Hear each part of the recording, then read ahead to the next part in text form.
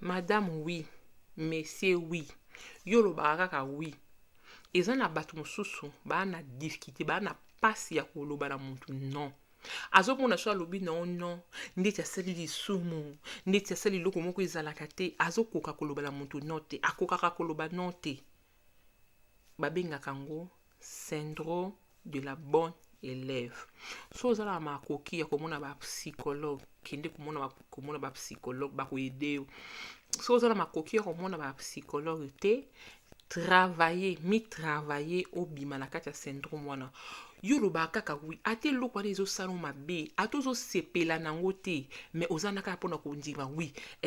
ya solo okoka koloba na muntu non te ozomona soko lobi na muntu non ndeti mutu ana kolinga osusu te ndeti oshoke ye ndeti osali lisumu yo komona lisusu lola te foloba kaka oui non oza na droit ya koloba non oza na droit ya koboya likambo soki likambo esepelisi yo te oza na droit ya koboya yango kokanisa te soki oboyi likambo nde bakomona o mabe kokanisa te soki olingi eloko te soki obi non nakosala te bato bakosepela no esu te bato ba moto mabe akokende lifelo non oza na droit ya koloba non ndeko na nga soki eloko esepelisi yo te di non soki omoni eza te keso bapino ya kotika ngai okei pesa ngai ye opesi tikela ngai mwana otikeli lambela ngai olambi yo loba kaka oui ti bapesa komo madame oui monsieur oui bakomi kuna kosaka no po yokokaka koloba no te na motema ozoyima mais na monoko kaka oui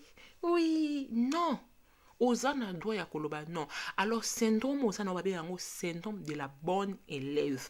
Soki oza na makoki kende basunga soki oza na makoki te banda lelo banda ko travailler banda ko mi travailler okate loko wana